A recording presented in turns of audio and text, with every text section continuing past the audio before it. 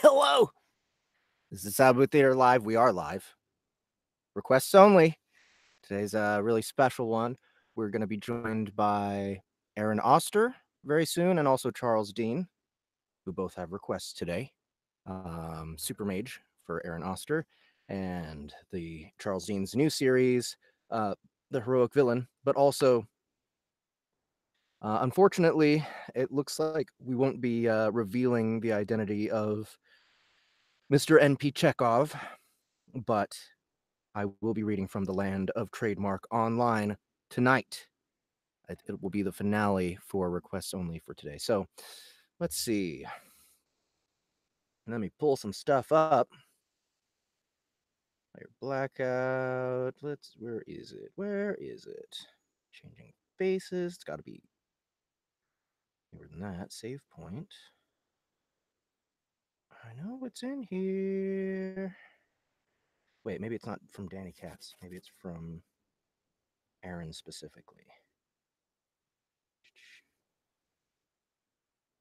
Twitch, ACX. There it is. Supermage. Got it. All right. So, first of all,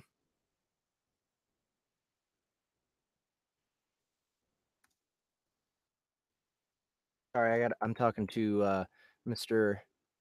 Aaron Oster right now. He's trying to figure, for some reason, he can't get onto the Hangout. I gave him the link and it's not working for him. Oh, yay. Ayano's here. Bon is here. Joe River, Henry Lanewind. Thank you guys for showing up. I'm just troubleshooting with Aaron real quick. I'm sorry about this, guys. Let's see. I'll email the link.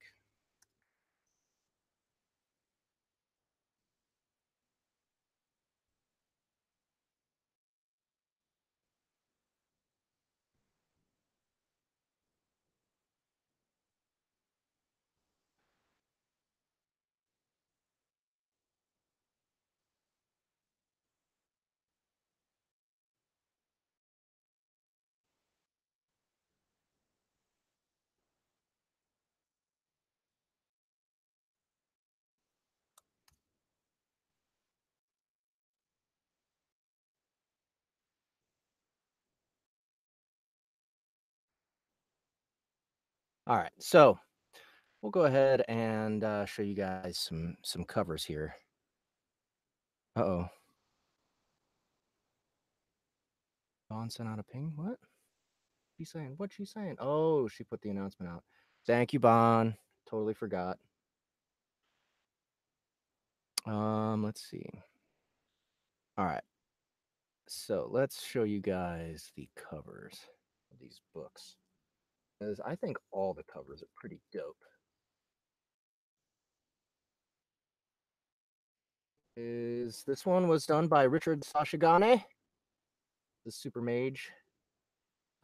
Richard Sashigane has worked with a lot of lit RPG authors.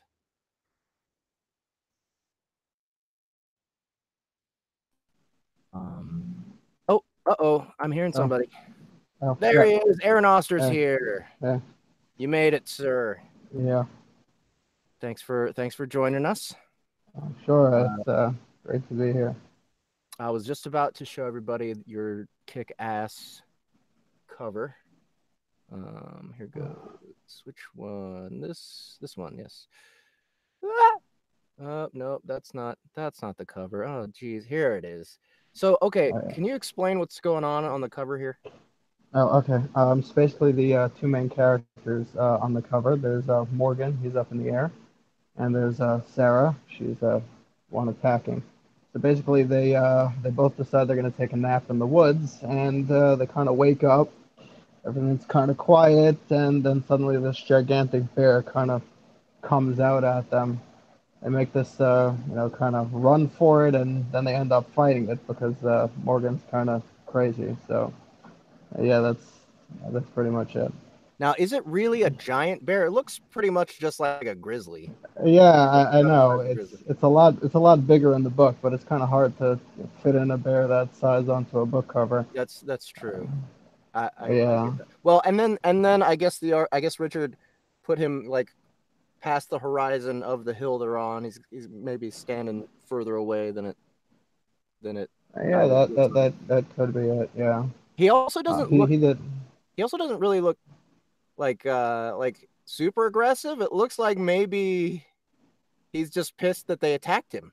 He's got a confused look on his face. Yeah, I mean, like, could be that. The bear did attack first, but Okay. they could have run. They Yeah. decided not to. So Maybe the bear was worried they would find his weed stash, and that's why that he must be it. could be it. Okay, cool. So, can you tell us more about the book itself? Yeah. Let's see. So basically, it's about well, Morgan.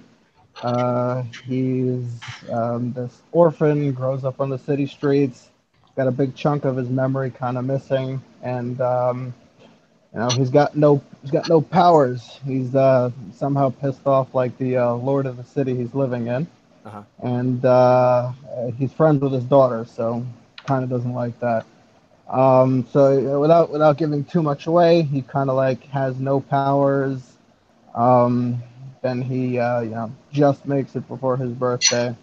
Kind of wakens his latent abilities, and then he's got the potential kind of to be a super mage. Everyone's kind of one or the other. Either a super or a mage. Magic based or super based powers. But he gets both. So that's kind of the premise of the whole book. He's got to make a run for it. After he kills the What are super base powers? Okay. Before anybody gets too confused, the homeless person that just showed up is Charles Dean. Oh, I look homeless to you. Like I'm sorry, it's hard to tell. Like you're sitting there with like the little gold chain repping like you're a Jersey Shore knockoff, and you call me the homeless guy. Wait, when are Jersey Shore guys are they homeless? I didn't think they were. I thought they had money. No, I'm saying that you look less than them, and they don't generally have money. They blow it all in gold chains and bad t-shirts and muscle milk. All right, muscle milk. That sounds like the worst thing. That sounds awful. I've never drank muscle milk, but it sounds so unappetizing. I can't imagine putting any of that in my body. So, okay. What is that behind you? Why do you have 6 boxes of like what looks like the same game? I can't even tell what it is from here. It's kind bars, dude. Kind bars. They have not been kind to you. Get a new bar. Like, dude, who would do that? Eat real meals. They're delicious. They're delicious. I'm not going to argue. Protein bars can be tasty, but they're like not protein bars. They're not. They're just regular. Uh-oh. Aaron pieced out. I think he got mad because we were arguing on his. Well, I asked a question. Like, I didn't initially expect to be called the homeless guy. I was curious what the superpower was. Like, they're like, you're either a super or you're a mage. Because usually when people are like, he's a super mage, super is like a modifier. It's not its own noun. So I was kind of is now. It kind of is now. It just like. How is it a noun? I think it implies that you could fly at least. No. They're like I know a super good cook. You could say it's a super cook. That's a different context. Like there's a reason why they put the word super and hero together, because super is not its own thing. Hero is its own thing. Super is a description. It's like, dude, you weren't the hero at the grocery store who figured out that you could donate like a few pennies and save the guy behind you. You were the guy who could leap a building. You're a superhero. I don't know, man. Things are changing. Language is changing around fantasy and superhero stuff. I hope Aaron comes back. He had more stuff. So is that what I'm hearing? Like, it's just like, I hope Aaron comes back too. I wanted to meet the guy, but apparently he didn't want to meet me at all. He's like, fuck that guy. He's scared of there. I think. Okay, so one thing I really wanted to talk about is his new cover. He's got a sequel coming out. Did you see it? Did you see the new cover? Which one? The bear one? Well, the bear is the first. I can't acknowledge him because as soon as I got on here, he left. Like that's some cold blow, and he knew I was going to be here too. Like it's not like it just came out of nowhere. Okay, here it is. Okay, so here's the cover to the sequel. I'm gonna screen share this one. with you guys. Above human abilities that are physical in nature. Here it is. Here it is. Look at this. It's a fucking gorilla squirrel. It's yeah, I'm Is it back. a gorilla It's or is it a gorilla with a tail? it's a gorilla and a wolf. Oh, okay. Oh, I Yeah. can see the feet. Yeah, the feet are definitely wolf-like. Yeah. Really nice. Dude, this is so badass. Okay, so this is the sequel coming out. Am I right? Yeah, yeah. It's coming out on May 2nd. I just submitted the pre-order, so I guess we'll see how long it takes Amazon to get it up. Cool. I bet people are chomping at the bit. Now, can you tell us a little bit more about how you started writing? Like what your story is behind like were you writing before you got into GameLit/Lit RPG? Or is this your first, was Supermage your first novel ever? No, it was actually my second novel. I wrote another book the end of last year, I think like September about. Book was called Arbor. It was an attempt at a fantasy series, and it was absolutely horrible. Like I was trying to cater to like the children's market, and I had to keep censoring myself. So it was really bad. Okay. So so it's like weird blood orgies that were fade to black or something. no, like Black orgy. Like I feel like that's something I'm actually curious about now. Like, how does a blood orgy work? Is it an orgy in which the sex is so violent blood occurs, or is it an orgy in which there are like blood demons that are having the orgy? Or like I'm really confused about how you define a blood orgy there, Jeff. I think it would be an orgy where like everyone's getting it on, and once in a while someone picks up. Could you do that hand motion again? Everyone's getting it on. This is what you do in an orgy. I didn't know. Like I'm trying to master my hand motions for the next orgy. There's a lot of people jostling, so it's very confusing how you're supposed to move. Like you're just like grab, pull. Like I don't know what the grab at the end was, but that was my favorite part of your hand motion there. You were just sitting there like, guys. I'm trying to tell you what the grab.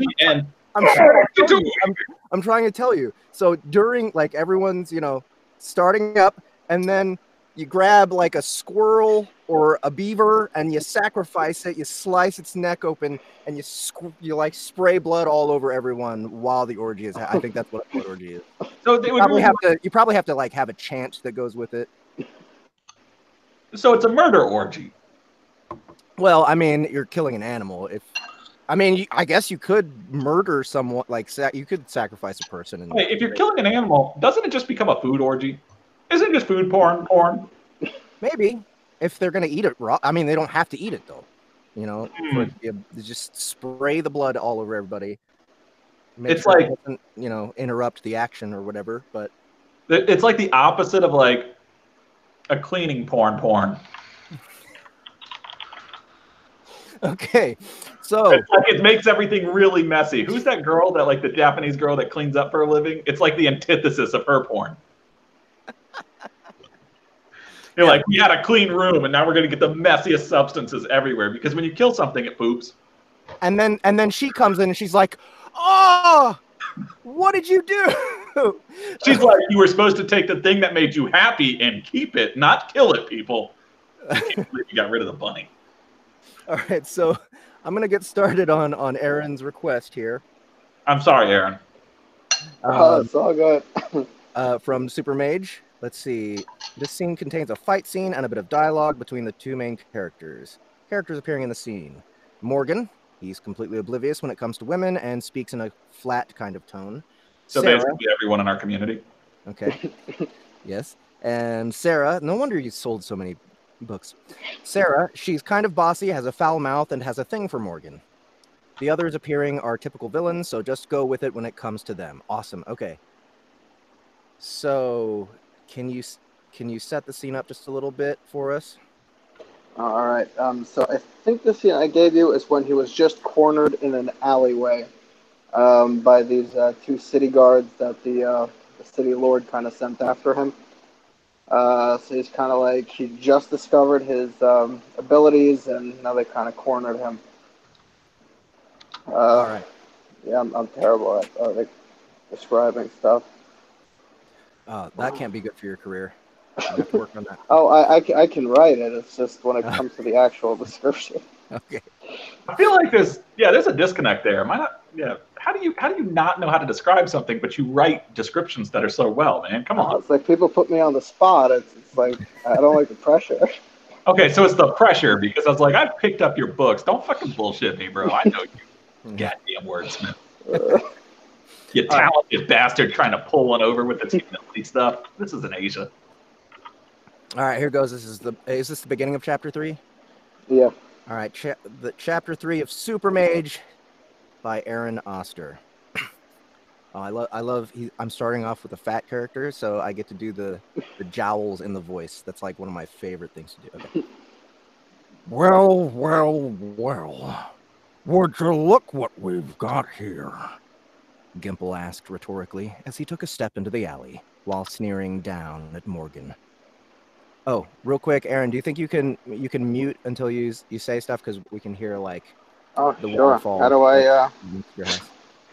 How do I? There we go. Cool, worked. Gimple was a very heavy man. So heavy, in fact, that Morgan was surprised he was even allowed in the guard. The only reason he'd be allowed in was if he had an ability, which he was pretty sure he did. We've been looking all over for you, isn't that right, Squee? Oh, is Gimple referred? Okay, this is the guard still. We've been looking all over for you, isn't that right, Squee? The guard asked, turning to his companion. Squee was the exact opposite of Gimple. He was tall and lanky, with shallow cheeks that gave him an almost skeletal appearance. Well, you found me. What can I help you with? Morgan asked, while taking a step back. There was only one reason they were here. They were here to punish him for being seen near the manor today. Well, you see, Squee began, Lord Simon has had enough of you hanging around his daughter. We're here to make sure that you don't ever do that again, Gimple said, pulling a knife from his belt. Morgan felt his blood run cold as he saw the moonlight reflect off the blade. Wait, you can't kill me. It's against the law for a city guard to kill someone for no reason.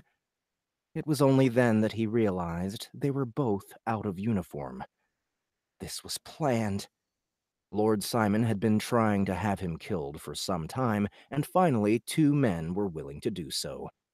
Morgan clenched his teeth as they continued to move towards him. He knew he had an advantage. They were expecting to kill an unarmed and defenseless teenager. They had no idea that he had an ability and were approaching carelessly. He took a moment to size up their threat level. Judging by his appearance, Squee was a mage, while Gimple was most likely a super. That meant that Squee was the biggest threat at the moment, as he would have range. Don't make this harder than it has to be, Morgan, Gimple said as his expression hardened. Just stand there and don't move. It'll be over before you know it. He launched toward Morgan, knife poised to strike, but Morgan had already begun to move. Activating Tailwind, he deftly dodged the knife strike and ran toward Squee. He felt light as a feather as the air swirled around him and massively increased his speed. He didn't have time to activate another ability, so he used his forward momentum and threw a heavy punch into the man's stomach. There was a sound of crunching bones, and Squee howled in pain as his ribs were shattered. Morgan followed up his attack by grabbing the back of Squee's head and bringing his knee up. Excuse me. With a loud crunching sound, his skull caved in, and the guard went silent. Morgan felt a rush of power enter him as Squee's lifeless body hit the ground with an audible squelch. Then he turned to face Gimple, who was staring at Squee's body in dumbfounded shock. How did you? Gimple was cut off as Morgan's fist crashed into his face. Bah! But the devastating attack that had just killed Squee didn't have nearly the same effect on Gimple. Could you make that sound effect again? I totally need that twice. Yeah. Bah! Like, oh, that's it. No, hold on. That wasn't enough for me. Give me like an extra like amount of saliva in your mouth when you do it. One sec. Oh, that's beautiful. Yeah. You know, just bravo, bravo still. Bravo.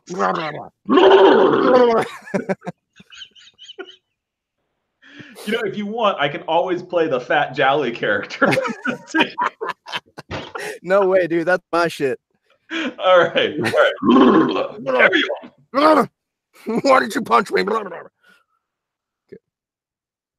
But the devastating attack that had just killed Squee didn't have nearly the same effect on Gimple. He stumbled back a few steps, rubbing his cheek, as an angry bruise began spreading from the point of impact. I'm sorry, I just pictured you doing the wobbly cheeks thing. Okay. Spreading from the point of impact.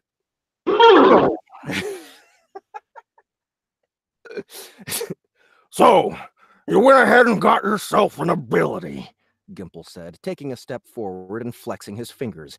It's too bad for you that you're so weak.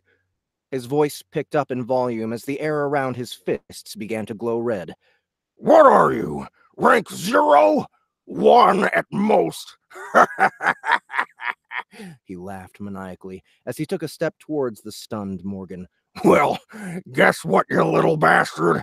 I'm at rank 4, and my constitution is much higher than your pitiful strength can hope to match. He lunged forward, throwing a wild punch, which Morgan barely managed to avoid. Gimple's fist connected with the alley wall, and Morgan gulped as the solid stone shattered under the blow. Morgan cursed silently as Gimple turned to face him. This was not good. Supers relied on strength to damage their opponents, and if he couldn't hurt Gimple, then it was only a matter of time until he was caught. He debated using his wind blade, but ultimately decided that he didn't yet have the stomach to use it on a human being. You can't keep this up forever, Morgan, Gimple said, this time approaching slowly. Morgan took a step backward and felt his back hit the alley wall. He hadn't noticed before, but Gimple had been backing him into a corner. It looked like the fat slob had more brains than he'd given him credit for. He could always use Fly to escape, but then there would be a witness to go back and tell Lord Simon, and when he sent men after him the next time, he wouldn't stand a chance. A nasty smile curled Gimple's lips as he pulled his fist back to deliver the finishing blow. It was then that Morgan made his move. Activating his heavy-handed skill, Morgan felt strength flood his body in a rush. The air around him warped slightly as gravity distorted, and a countdown began in his head. Morgan snapped his left arm up, wincing in pain as he deflected the incoming blow. Then his right arm snapped forward, catching the overconfident Gimple with a stiff punch to the ribs. This time, however, Gimple couldn't simply shrug it off. There was a loud crack as Morgan's fist connected. There was a loud crack as Morgan's fist connected, and the pudgy guard stumbled back with a gasp of pain, clutching at his side. Gimple whimpered as Morgan walked slowly towards him, a hard expression on his face. That was when the begging began. Morgan, buddy, we never really meant to kill you. We were just joking, Gimple tried, as Morgan continued moving toward him. Morgan stopped just 3 feet before the man and raised an eyebrow. Is that so? He asked in a flat voice. You weren't just trying to kill me? No, not at all, Gimple said, straightening to his full height. We were just gonna rough you up a little, but we were gonna let you go. Honest. Morgan could see the guard subtly shifting his stance, likely in preparation of some sort of attack. It was then that the timer on Morgan's heavy-handed skill ran out, and the distorted air around him vanished. Gimple's arms shot out and grabbed Morgan by his shoulders, a nasty smile on his face. You stupid boy. Of course we meant to kill you. It looks like your little skill has run out. You should have run when you had the chance. Can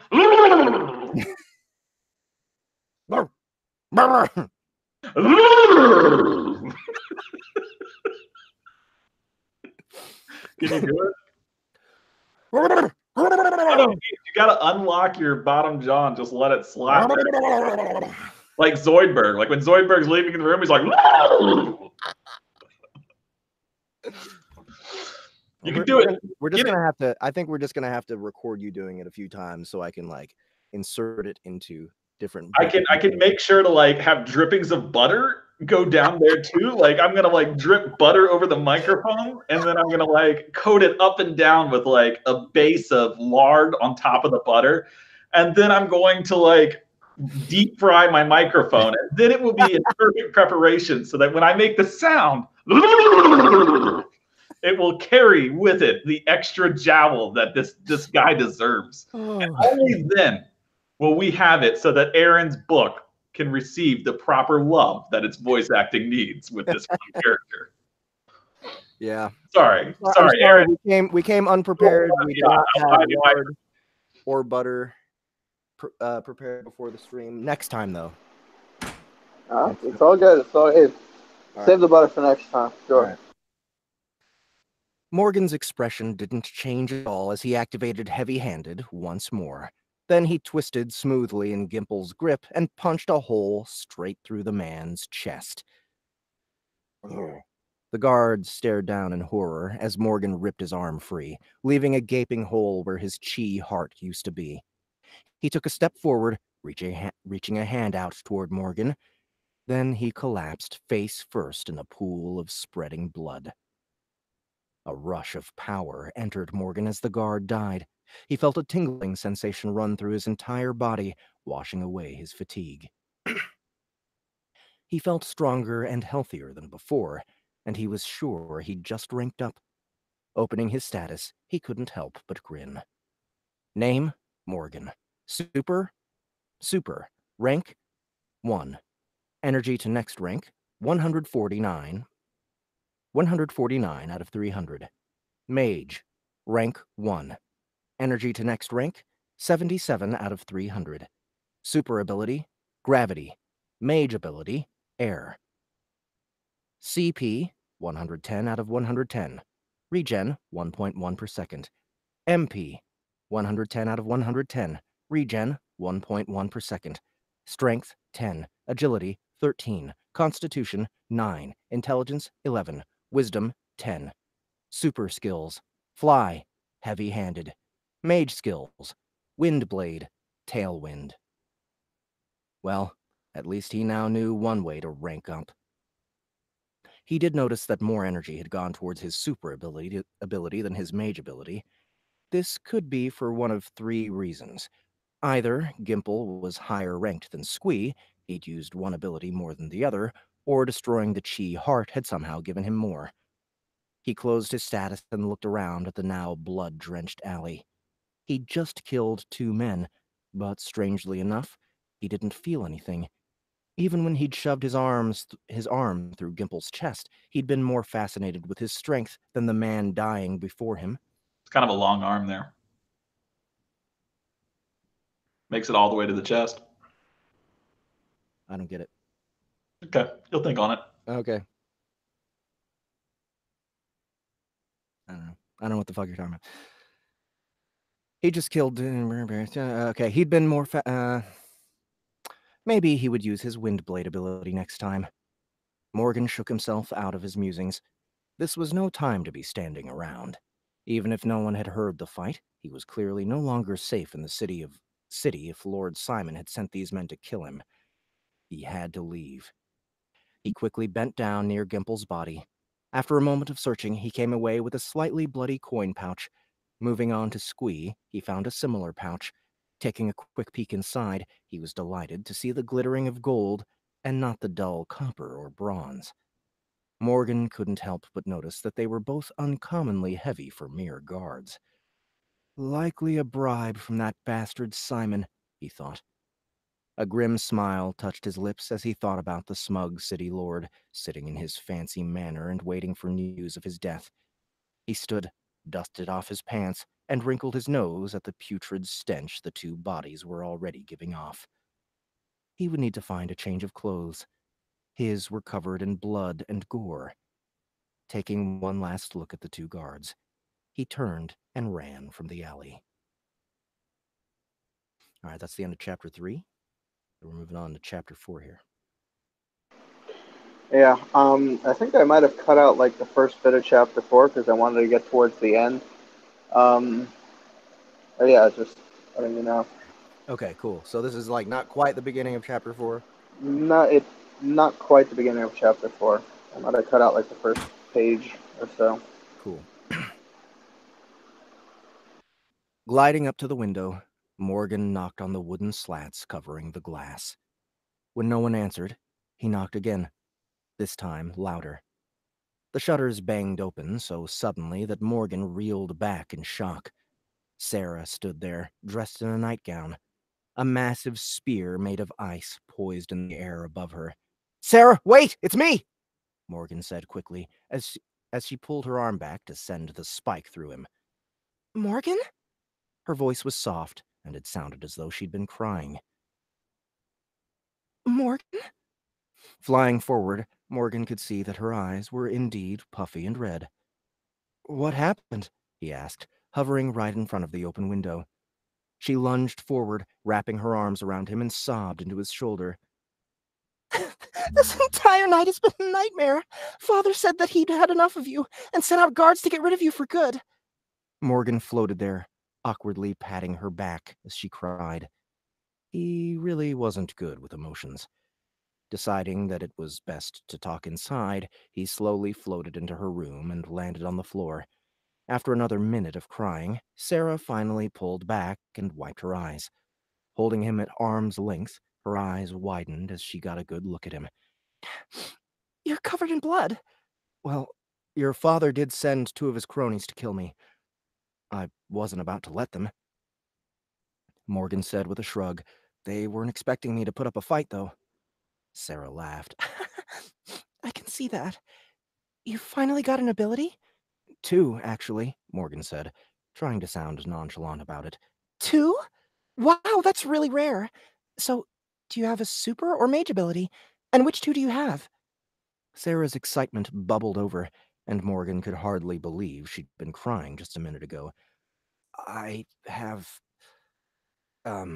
both, I guess," Morgan said. Sarah's expression changed from excitement to annoyance. "Yes, you already told me you have 2 abilities. Which 2 do you have, though?" Morgan shrank slightly under her withering stare. It was never good to get on her bad side. "I meant that I have both a mage ability and a super ability," Morgan said. Sarah's mouth dropped open. She stared at him, and he began to squirm in discomfort. "You're a supermage!" "A what?" "A supermage," she said, enunciating each syllable. "A supermage," she said, enunciating each syllable as if he hadn't heard her. "You know, someone who has both a super and a mage ability, wielders of tremendous power and only heard of in myths." "No," Morgan said, confused. He had no idea what she was talking about. He'd never even heard of this super mage ability.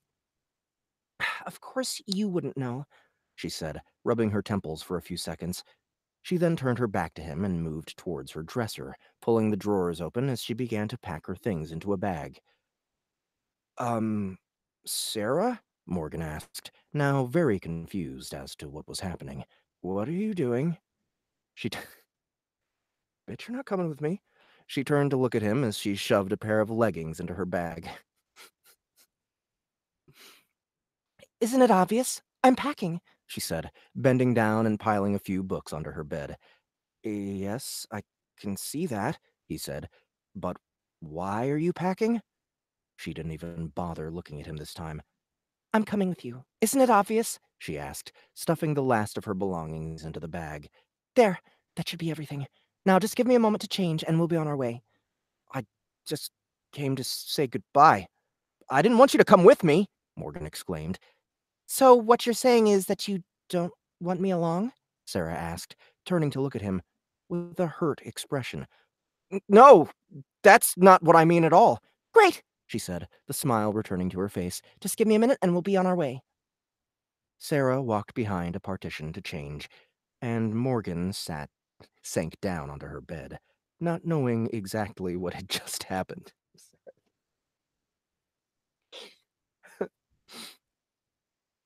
He did know one thing. She'd just played him, but he wasn't sure how. 5 minutes later, Sarah emerged. She was dressed in a long-sleeved top, tight-fitting pants, and thick leather boots, with her long red hair tied back in a braid. She hoisted her pack over her shoulder.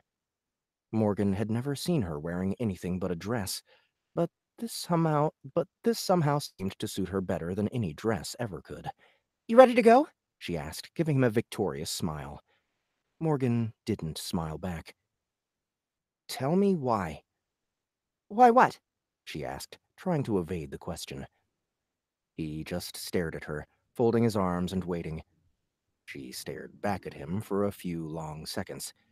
Morgan was beginning to wonder if they'd be here all night, when she let out a long sigh and dropped her pack to the ground. My parents never cared much for me. Ever since I got my ability, I've wanted to train and hone my skills. But all they want is a proper lady. Her expression turned bitter, and she let out a snort of derision. My father is planning to ship me off to the capital, where he's hoping to marry me off to one of the king's sons. She looked up at him with a steely expression. There's no way in hell that I'm going along with that. So, you either take me with you, or I'll leave on my own. Morgan was taken aback at her vehemence, but he understood her well enough. His life had been made miserable by Simon as well, and if he could ruin his plans while helping his friend, well, this worked just fine for him. "Fine, I'll take you with me.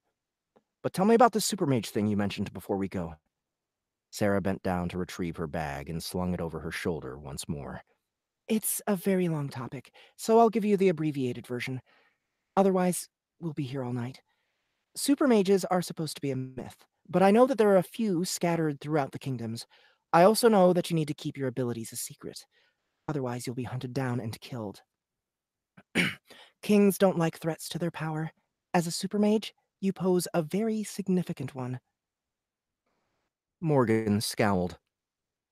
Of course things couldn't be easy. On the bright side, he had a rare ability. He couldn't use his super and mage skills at the same time, so he wasn't really sure about this whole supermage thing. For now, they had to leave. "Is there anywhere safe we can go?" he asked. There's nowhere that is truly safe, but our best bet is Central Kingdom. Excuse me. They are the only neutral spot in all the 5 kingdoms. There's a school there for mages and supers, and it's likely the best spot you can go to learn more about your abilities. I've always wanted to go, but my parents refused to send me. Morgan felt his heart skip a beat. A school where he could learn about his abilities? He hadn't even known one existed. A frown creased the corners of his mouth. "I don't think I have enough money for a school like that." The king of the Central Kingdom, Harold, sponsors plenty of people. Even if he didn't, I have plenty of money, she said, as she pulled a coin pouch from her bag and jangled it at him. A smile spread across his face. He felt his excitement grow at the prospect of learning more about his abilities. "All right. I just have one more question before we go." Oh, and what might that be? Sarah asked, as Morgan placed one foot on the windowsill. "How much do you weigh?" All right, and that's it. So, that was Supermage by Aaron Oster. Aaron, thank you so much. Oh yeah, thanks for taking it. It's awesome. Everybody, remember, every time I do any requests or anything that's going on SBTL, you can find the link to the published version of the book in the description below. And I think it's the first one here. Yeah, it's the first one here. So thanks again. And yeah, hopefully we'll see that sequel coming out. You said beginning of May? Yeah, May 2nd. All right. So if you guys enjoyed this, go pick it up on Kindle, and May 2nd is when the sequel's coming out. So, Aaron, did you have to peace out at 6:30? Yeah, I gotta run already. All right, cool. Well, thanks again for coming and hanging out with us, and on to Charles Dean. Thanks. My book's not good enough for him. He's just got to run as soon as his is. That's I guess terrible, man. He's just gonna go. I guess he's. He just didn't even say that. Like, he didn't wait for me to finish like anything. He was just like, I'm not even like fucking waiting for him to say goodbye. What's his last name again? I gotta blast him on Facebook and let him know that he has forever out of spoiled rotten readers. Terrible. Oster. I don't know how to spell that. He might be saved. Oster. Aaron. Oster. Send him a subpoena. Oster. But I think he goes by something else on social media. I found it. Oh, we were friends, and I mean, I'm stressing the word "were." It's over now, dead to me. He can join the likes of Jackson, oh, Charles, I'll read your book next, and then doesn't even throw mine up in the poll. The bastard. Oh, my God. The bastard. Okay. The bastard. Oster, I have seen your face, you traitor. I'll be right back. I'm getting some more tea.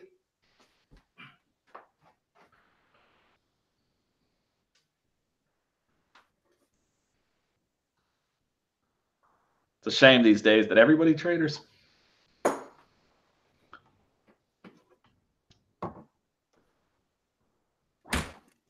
Say again? I said it's a shame these days with all of these traders. I know, right? Couldn't even say goodbye properly. He's just like, I gotta run. Next thing you know, he'll be like, oh, it was my girl. Like, that's an excuse. Okay, I'm turning on this fan. Oh, I have an updated version of that chapter. Let me send you the new one. Wait, is it the one that Richard just sent me? Did he send you a Moby? Yeah. Yeah, that's it. Okay. Now, Richard's a real dick. That's true. I can't even see you, man. I like being able to talk to you where everybody can only look at my handsome face and they don't have to be like plagued by your disgusting goatee. I'm sure they all appreciate it as well. Yeah, hey guys, there you go. Just look at the magnificent. Oh, there he's back. He's back. Sorry, couldn't hide forever. So are you gonna try to get like the full beard up before June? What do you mean the full a full beard? Okay, so you mean like hanging in home? Actual hair on your face? No, I don't think it's gonna work out, man. I don't think it's gonna. I mean, okay, so it takes. Why you hired a guy who uses the phrase "liberate from his beard"? Like that guy can't work with you, right? He did not put that in his application. In my defense. I mean, you heard it too. Like I wasn't the only one. It was just like I cannot believe he just said that. I did hear that. It was very disappointing. It was pretty evil. I wasn't sure exactly what to do there. All right. Enough shenanigans. I'm going to show people the cover of the heroic villain. Because I don't think we screen shared that last time. I think we did, but you can show them again. We can show them again. Yeah. We got a foxy, like literally a foxy lady hanging on to his knee. Yeah, you guys might not know this, but that character's name is Bonnie and has no relationship to any Bonnie you might know, but she will let you call her anything for a price. Uh-huh. That's her phrase, anything for a price. That's Bonnie. I like the spider. I kind of like your face in the dude's hood better though. Could you link that one up there too? I like other people to see it as well. It's so beautiful. Yeah, one sec. Going down to the Sound Booth Theater Facebook group. Link is in the description. Here it is. Look at that. Magnificent Photoshop job. Look at that. I think go back all the way up too, just so like it's properly shown.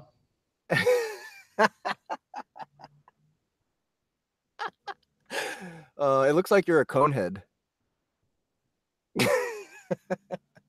Really does. I quite enjoy it. Okay. So, I like how because the face is so low on it. Like go back to the original one, and I'll show you what I mean. Okay. The face is so low on this particular one that it actually like. Do we have the original one anymore? Yeah. See, notice how his like eyes are almost up to the thing, whereas you've got my eyes like halfway down the facial point. I don't think so. Actually, I lined up. See, Oh, no, you did. I literally lined up your face with his face. It just looks ridiculous. I'm still so happy with it. It's beautiful. Oh boy. It's a work of art. I feel like we should have given the main character Lucas a beard, but see, the problem with that is Lucas is dating or was dating an Asian woman at one time, and they can't stand beards. They can't? They think they're dirty. Really? Let's is Harmon watching right now? We need to ask him if there's if he can confirm this. I don't know if he's watching, but I did live in Korea for a long time, and I remember people making fun of beards constantly. And then when I went to Japan, it was the same thing. Really? That's interesting. Okay, so we're going to get back into some heroic villain. And for anyone who missed the first time we read this on Sound Blue Theater Live, Charles, can you give us a little synopsis? Can you give us a little? Do I have to do it in like a specific voice? Is there like, yes. Would the viewers prefer a specific voice for me to do the synopsis in? Yes. Do it with the jowly voice, obviously. Well, the book starts back at the beginning when Lucas is he's an old man who's I've got to tell you, he's an old man like 30-something years old. It's terrible, and his wife has just died. It's a very sad subject. I can't know if I could do that straight. I would love to try to narrate an entire book in that voice. He's an old man, like 30-something years old, who's just lost his wife, and he's lying about in a video game. The video game has some time lapsing. It's like 3-to-1 ratios. Oh man. And the time lapsing has let him do nothing but sit around and play nothing. He just stares at the sky. When out of nowhere, a group of adventurers come seeking his help. Out of nowhere. No, it's Out of nowhere, a group of adventurers come seeking his help. That was a good move. Nowhere. Yeah, I gotta steal that one. And I can't stop laughing when I go to do the voice. It's too fun. All right, I'm trying to import this Moby into. And he at first was like, I shall reject your offers completely. But the NPC next to him, named Dawn, says, no, you cannot reject it.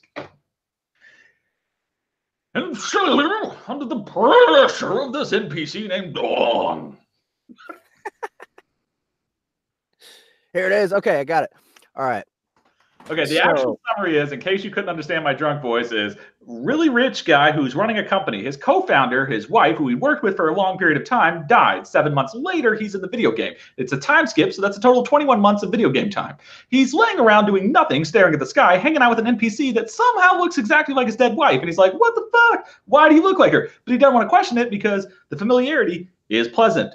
And as such, when the group of adventurers is like, yo, we need you to come join us, and they're going to go take him off to this quest to go kill this other girl named Lady Jingguan, who is part of the Imperium, which is a racist group of humans that are suppressing all the other sub-races, like every single MMO plot ever. He's like, nah, I'm just going to hang out. And the girl's like, no, you can't hang out or else I'm going to leave. So you get to pick whether or not you're going to join the fight or you're going to join, stay here by yourself, because you don't get to have both. And so he finally relents and he joins the fight, and that's where the quest starts. And right when the quest starts is where we go. He's going back to town to get his items because in this game, there is no inventory system. I think I've summed it all up in like a minute. Yeah, this is the first time I'm hearing about the no inventory system part, and that's awesome. Well, it was mentioned right at the end of the last section you read. So it's kind of be a thing you're going to notice throughout the book is he carries around a backpack. Now the backpack reduces the size of the item, so he can stuff items in there, but it doesn't reduce the weight, and he still has to have the backpack. The benefit of this system is, and it's something that I was really happy with, is we decided that if you die, what's in your backpack has a chance of dropping, but it's not like your backpack can be stolen. It will appear with you, like it'll apport itself to you where you are at the gravestone.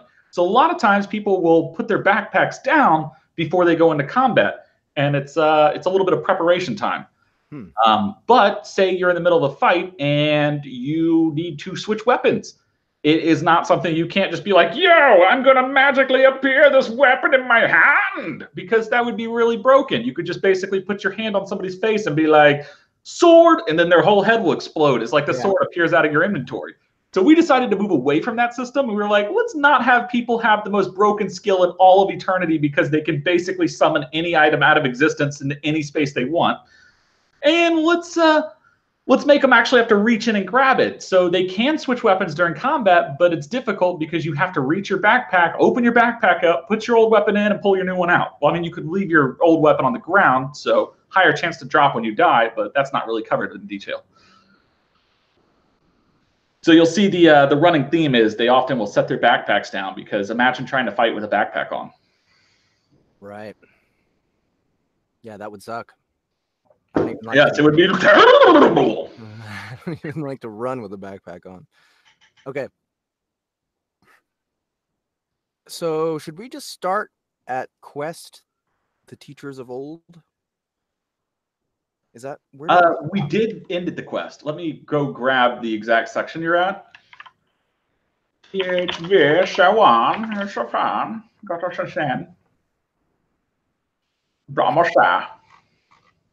yeah, Just give me 1 moment. I'm almost there. when we ended the last stream's heroic villain, It was like 2,700 words in. we found. Here we go. Yeah, Quest, the teachers of old, the chieftain of the were trap. You just finished reading that. Okay, so we were hanging out with the main character. What's his name again? Lucas. And oh, also, I need to, for legal purposes, remind you guys that even though the ton of characters may or may not have character names that you may or may not think are familiar, none of them are based on real life individuals, and it's all your imagination, and each character is a fictional character. Right. Except, I did hear that Bonnie does have a tail. Oh. In real life. That doesn't mean that the fox girl named Bonnie is named after her. That makes sense. Because she doesn't smell like a skunk. Well, I mean, actually, I've heard from her mother she does. Oh, but she does have the ears. She's got like ears. So yeah, but her ears came with the hat. They didn't come naturally, and you could tell that this is definitely not Bonnie, because this Bonnie is not wearing a hat. That's a hat. Okay. All right. So when we left this scene, these players had approached Lucas and tried to and finally convinced him to come with them on a quest. He was trying to be lazy and just chill the fuck out and watch the scenery and be at a picnic and fuck off. But they finally convinced him to come along, and so this is the quest they're about to go on. Quest. The teachers of old. The chieftain of the warrior tribe, Kulako. What? Oh, I'm sorry. I just was typing an insult out. I always crack up at my own jokes. Oh, my roommate. Oh, man. What's the movie where you're thinking of Grandma's Boy? Yes. That's what I was thinking of when I said it. And as soon as I thought of Grandma's Boy, I had to laugh because he's like, yo, my rent's got me this. It's like, your parents? No, dude, my roommates. They're like, your parents. It's like, you just wish you had a sweet race car to sleep in. Race car bed. Oh my god. The best part of this is much like the character that's accused of sleeping, like with the parents, and they're having the roommate parents in that book. This one also ends up trying to be a silver fox. Okay. Bonnie ends up going for the silver fox. Adds names to the list of urethral fisting targets.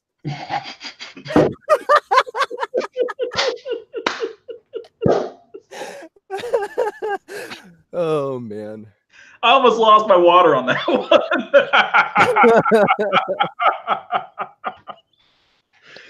Oh shit. Okay. Sorry, we won't make fun of your race car bed anymore. Bonnie, it's okay to have a race car bed. Everybody likes one occasionally. It helps you get really fast in your dreams. Okay. Quest. The teachers of old. The chieftain of the Were-Rat tribe, Kulako, believes you have the potential to overthrow the Imperium's tyrannical grip on Hess. Is that Hess? Yeah, it's Hess. It's a real place. I don't know why people have trouble with that. Like, my editors were like, I actually had somebody I was talking to, and it was a beta reader, and was like, dude, there's no place on Earth that would be called Hess. And I'm like, what about Hess? And he's like, yeah, nobody would ever name a place that. And I'm like, maybe Hess would? He's like, just arguing with it. It's like, dude, it's not a made-up place. Anyways, continue reading the quest that Dawn has forced. Also, there's an author named Herman Hesse who wrote one of my favorite books called Siddhartha. What? Siddhartha.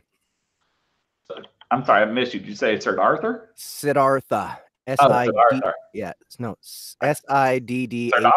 Siddhartha. I know who's Hess. Okay. All right, I know Hess. I've seen him. Okay. He was actually like one of the first like Germans to like really clamp down on the Nobel Prize, if I'm not mistaken. Really? Yeah, he was like such a good writer. They kept giving him prizes for it. Nice. I did not know that. He has sensed great potential in you, but worries that you will never be strong enough to break the shackles that have enslaved and tormented the non-human residents of Hess without the proper training. The only trainers worthy of such astounding potential have all been locked away by the Imperium, and their skills as educators are no longer available to the younger generations as they have been left to rot within the dungeon of the oppressive Lady Shunguan. You must rescue them, earn their trust, and convince them to teach you. Without their knowledge, the power to save the people of Hess will forever elude you. Town's too far. We brought gear, Malik said. Malik or Malik? I think it's Malik. Malik said, tossing a bundle of equipment at Lucas. I'm trying to remember how I did Lucas's voice. Thanks. Was that it? Just kind of a... Give me 1 second. I'm going to dig it up. You don't have many videos out. It shouldn't be hard. It's kind of annoyed you didn't invite me yesterday to harass Dave. I'm so sad. That was Friday. That was Friday. I should have. Friday and yesterday are like the same, dude. Come on, man. You know my schedule. Yeah. Let's see. We have We Could Be Heroes. Was that it? Nope, here we go. Record. Okay. All right. Before we get started narrating this thing, I look terrible. I've got this like awful Viridian shirt on. You know, I would like you guys to notice I'm not wearing that anymore because of the fact that like he supports turkey bacon. Oh. What? Okay. James Hunter supports turkey bacon. Tom Brokaw. I can't find it. Sorry, man. Okay, I'm gonna go with my Benedict Cumberbatch impression. Can you do a British accent? Yeah. Go for it. You want that for Lucas? Well, if Benedict Cumberbatch is British, right? Yeah, but he played Doctor Strange and he had a good Doctor Strange was like the worst character in the entire Marvel universe. No way. I could prove it. No way. Thanos won. Boom. That's proof. What? Doctor Strange is like, hey, I have this magical power that can instantly sever a dude's hand with no fighting capabilities needed. And then Thanos is like, cool, I see what you did there. It's not going to work. And Doctor Strange is like, why not? And he's like, because I'm not going to use it once. Like, like Doctor Strange has a million possibilities and all these amazing talents. Like he can send people into weird time loopy shit, like he did Loki during the third Thor. And yet, for some reason, none of those powers manifest when he actually needs him. He's like the opposite of a Gary Stu. Is it Gary Stu? I thought Gary it was Stu is the masculine version of Gary. Marty. No, I think it's Marty Stu, man. I'm gonna call it Gary Stu, and I don't give a damn. God damn, changing shit on me. I'm actually looking it up though. Yeah, Gary Stu, Mary Sue. That's the combo. I think Marty's better. You can call it Marty, but that hasn't worked since like Back to the Future. So Gary Stu. Okay, so you want Benedict Cumberbatch, go for it. You want a British accent or not? I want to hear it. Go on, man. This isn't like the final cut, is it? Lucas answered, somewhat warily. He wasn't used to people being this friendly. Until recently, it had been fairly common for people to add Nancy to his nickname just before they attacked him, so he was naturally cautious and somewhat put off by the gesture. Appreciate it, man. Appreciate it, man. I can't say that with the Brit. Appreciate it, man. American phrases in a British accent? You know what I would love to hear is make Lucas Southern. Okay, but now I have to like switch his voice around. It can't be the. I mean, you said you can't do the British. I would love the British, but if you can't do it, we can go with Southern. All right. Appreciate it, man. Oh, never mind. No, it doesn't. It doesn't work. Doesn't work. I thought you were from the South. What do you? That's total. That's like totally. Appreciate it, man. That's fucking Southern. Appreciate it, man.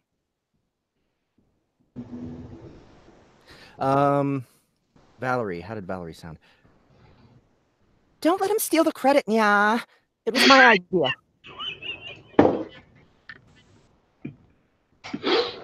That was just as annoying as I wanted it to be. Yeah. Valerie insisted. But my money, the dwarf snapped. Well, Lucas took out 2 gold pieces and passed them to Malik. Here, this should cover the expense. Malik looked at the money. Lucas knew that it was far more than the going rate for the gear, as each piece of gear would cost only a single silver coin, but he had handed over 2 gold ones instead, which equated to 20 silver or 200 copper. Didn't realize lying around doing nothing paid so well, Nick commented snidely. Oh, I can't do it. No. What? I don't remember what does Nick sound like? The problem with that is it was too nasally. I mean, I don't mind some voices, but I would punch that guy in the face if I met him. And just based on that nasal, like I would be like, hey, how are you doing? He'd be like, how are you doing? And I would hit him, and it would just be an awful case, and I'd end up in jail. So we can't have people impersonating him. Don't do that. He made a snide comment. That was just my interpretation of snide. I mean, wouldn't you want to punch someone in the face who made a snide comment? Okay, what do you want? What do you want? You know Nick Coons? Yes, but I don't remember his voice. No, nobody does. Can't remember his voice either. Didn't realize lying around doing nothing paid so well. How about give him a Yankee accent? Okay. Didn't realize lying around doing nothing paid so well. Nick commented. Yeah, that works. I like that Yankee accent. That's just Augustus. Nick commented snidely. That's because now is Dawn isn't the British. Is she the British one? Dawn is the NPC. I don't remember what the hell you did last time, dude. I was drunk. You were drunk. Stop acting like we're going to remember any of this. I was drunk too. Okay. None of us were sober, and we didn't watch like the pre-approve of this. So like, I've got no idea what the fuck is going on. That's like me being like, hey, remember that time we drank 2 or 3 weeks ago? What was that one voice I made for like one of like 12 characters? I'm like, the fuck are you asking me for? Okay. I'm just going to wing the rest. I'm just going to go.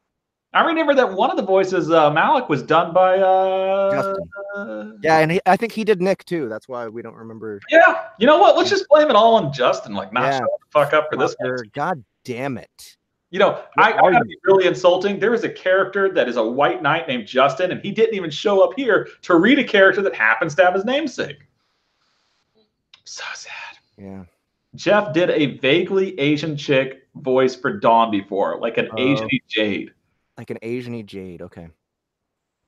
Did I? Oh, also, can you go I just do a harder yank on, like a little bit of a harder Yankee on Nick? Like, we're talking not exactly New York City or Boston, but like definitely outskirts. Didn't realize lying around doing nothing paid so. No, fuck. Oh, that's even better. Keep going a little bit. You almost got it. No, hold on. Didn't realize lying around doing nothing. No, that's like Australian. What the fuck is that? Could we do an Australian Yankee? Like, what would that sound like? Like that, probably. Didn't realize lying around doing nothing paid so well. You know, every time I gotta be honest, like I don't talk to Yankees enough to know what they sound like. Harder Yankee. Haha, guys. Are you guys saying that, like, honestly, like these jokes don't even work because he is already hard enough with his yanking? That's because it doesn't. That's how we got the adhesive for that soundproof theater. Extra starch. Dawn said patiently. Nope, Dawn said patiently, adding a slight smile. Lying around all day doing nothing is what you do when you have enough money to not worry about getting paid. The woman makes a point, Malik agreed. We don't have time to lie around and wait. Let's go kill some racist Imperium scumbags. I'm just doing Dave's voice. Wait. I'm sorry. I've got to throw this in there, but I heard the dirtiest joke the other day. Okay. And I can't remember if it was like it was me and my buddy were joking around about this, but you know how like when you're having a stroke, you're supposed to smell burnt toast? Is that strokes? I thought that was aneurysms. Is it? I don't know. I thought it was strokes. We both thought it was strokes because we were sitting there joking around, and I was like, that has to be like the worst gay pickup line possible. Like you just walk up to a guy and you're like, hey, do you smell burnt toast? And he's like, why? Because you're about to get a good stroke. I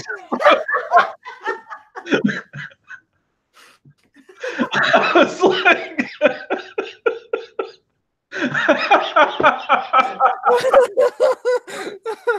You can see why I couldn't stop laughing when we came up with that shit. And I was sitting there, I was like talking to my buddy, I was like, this is the best line ever, and I want to find a way to put it in my book. I'm gonna have to check though. If it's an aneurysm, that totally kills my joke. Oh man. I like that. That's hilarious. Okay. The woman makes a point, Malik agreed. We don't have time to lie around and wait. Let's go kill some racist Imperium scumbags. Lucas didn't bother saying anything as he watched the chattering group start off toward Lady Shunguan's mansion, which was a short 5-minute walk away. The large mansion had a mortarless rock facade and looked like a small fortress situated on the crest of a forest-covered hill. The surrounding woods set it apart from the other nearby mansions and manors, which were encompassed by simple farmland. Those same Imperium farms, where non-humans were forced to till and work the fields, were one of the hallmarks of the area. New players could pick up a variety of quests, which involved freeing the serfs and allowing them to return to the forest or helping to restore the natural order of the land by killing the guards and overseers. It was the same save-the-world plot that every MMORPG force-fed its players at some point or another. The most annoying aspect of the quest Lucas had accepted was that it prevented players from wandering around and exploring either the surrounding area or the mansion. It was naturally designed to streamline the experience and prevent newbies from getting lost, but that meant that players were basically locked in and couldn't do anything else until it was completed. Once the small group arrived at the mansion, they snuck around back and discovered a secret door that was hidden underneath a patch of removable grass. What to do was fairly common knowledge at this point, but even if it wasn't, the quest's giant, yellow, glowing markers made it obvious. Thankfully, there really wasn't much to do. Once they approached the hidden entrance, the second part of the tutorial quest kicked in, and a status message appeared. Welcome to the class selection quest. In order to familiarize yourself with the game, you will play each class for a portion of the dungeon. Don't worry which class you are given or in which order. An event will occur at the end that will allow you to select the class you are most comfortable with. Please select your first trial class by equipping your weapon set. Note: only one person may select each of the 4 base classes, Fighter, Rogue, Healer, and Mage, at any given time. If 2 players are holding a weapon set for the same class, the door to the dungeon will not open, and the quest will not progress to the next step. Warning: stat points will not be reset at the end of the quest. As such, we recommend players abstain from distributing points until they are certain which class they are going to pick. The difficulty of this dungeon should not require any prior farming or leveling to complete. Dibs on going mage first, Nick shouted. Ah! Valerie grumbled. You can't! I really wanted it. Malik looked over at Valerie. Malik. It's Malik. Malik? Okay. Finally. Malik looked over at Valerie. She gets the first crack at it. We already talked about it.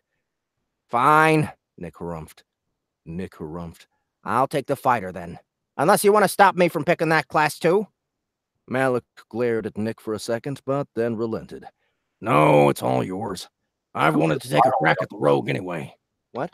I gotta ask, because I'm seeing this in the chat, but people are like, I put marmalade on toast. Like, it feels like a waste of toast. Why? Why Marmalade's would you not... put marmalade on it? I don't know. I mean, who even says the word marmalade anymore? I gotta be honest, like, I haven't heard that since the 90s.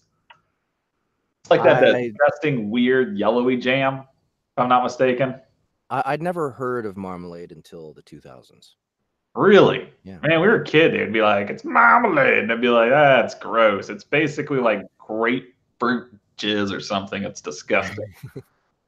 It's like, it's an overly citrusy jam. Why wouldn't you just get a strawberry jam or like a real jam? Or, you know, just maybe step your game up and then get some like actual cheese. Why wouldn't you just get cheese? Cheese is better. You don't even need the toast. In fact, throw away the marmalade and the toast and just get cheese. Lessons from Charles. Carry on. Did you let out a fart? Nope, let out heat. Felt like that was a fart. I mean, basically, I mean, it might as well have been. Was that what the heat came from? No. Apple butter. Don't pick daggers. Pick the bow. You look so cool with a bow. Valerie said, hovering around Malik as he pulled out the weapon. Lucas blanched at the excessive PDA, which made him feel slightly nauseous. While Nick... You guys hear that bass? What? You hear the bass? Someone's out there bumping bass. I can't hear it. Okay, good. While Nick was equipping his 2 swords, Lucas took off his pack and readied the healer's equipment, a magical scepter and shield. It was the only class that none of them had selected yet, so he didn't have much of a choice. Yeah. The healer's scepter, much like the mage's staff, was not designed for physical damage.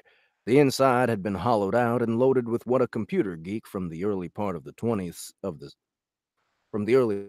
century might recognize as something similar to a motherboard, but with magical circuitry that allowed its wielder to cast spells.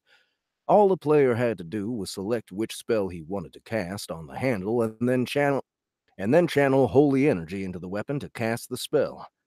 The only thing that separated the mage's staff and the healer's scepter was that the size of the circuitry required to cast spells for a healer was much smaller, and instead of using a mage's unique energy, arcane energy, they required a healer's holy energy to cast spells.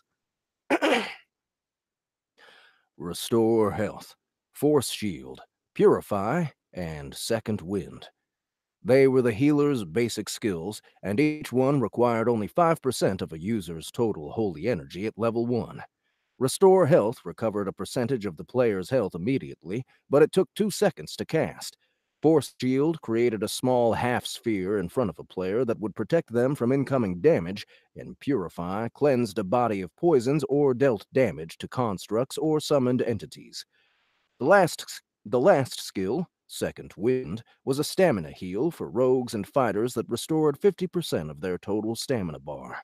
It would have been a much more useful skill if it wasn't for the fact that stamina naturally restored itself, on average, 10 times faster than holy energy. Seems simple enough. Seems simple. Let's see. Seems simple enough, Lucas concluded after going through the list. He made a mental note to remember which point on the scepter to channel his energy into for each spell. He also noted that while the scepter felt rather sturdy and could be used as a means of bashing a foe to death, its hollow nature meant that it would deal very little damage compared to a solid, blunt instrument. The shield in his left hand might actually be a more reliable source of damage when hitting an opponent. Sorry you got stuck being the AFK bot, Nick snickered. Sorry you got stuck being the AFK bot, Nick snickered, flashing his teeth at Lucas. AFK bot was a throwback term for useless healers who had been rendered worthless as a result of their team never needing them or because their role was so mindlessly repetitive. Lucas just shrugged. Stop messing with negative, Valerie chided. He gets picked on enough as it is, so if you keep teasing him, I'm going to beat you so much he'll have to use all of his holy energy just to keep you alive. Malik and Lucas just watching on. Malik and Lucas just watched on in silence as the two bickered back and forth. The door leading into Lady Shunguan's dungeon then opened to reveal a stone staircase leading downward. Torches were affixed to the walls on either side, providing light. The bonus for having a full party of players with no NPC assistance has been activated. All experience has been increased by 10%. Loot has been adjusted for a full party, and additional loot has a chance of dropping. Lucas was slightly curious as to how this quest would turn out, but he was by no means in a rush to reach the end. Malik, however, impatiently pushed the group forward after smacking Nick on the shoulder and pointing at the staircase. "Let's go, brother." The two stopped arguing, and the group made their way down into the dungeon. About halfway down the three-person-wide stairwell, Lucas noticed a group of human guards at the bottom dressed in chainmail. They all had their heads tilted back against the wall. They were sound asleep, and one of them was even snoring. "Let's kill them," Malik said excitedly, nocking an arrow and preparing to fire. Psh, let me show you how it's done, Nick insisted. He hefted the two swords in front of him and charged down the stairs. Malik let loose an arrow that struck one right in the lung, but Lucas's eyes were drawn to Valerie. She was obviously casting a rather large spell and had already spent several seconds channeling it by the time the others even started forward. What is she doing? He wondered. And then his eyes opened wide as he remembered what spell most likely came with the starter staff. Firebolt. Its area of effect was limited to a 5-foot circle around the target, but in tight, enclosed spaces, it was an incredibly useful skill, and likely a painful one for Nick. Uh-oh, is that me or you?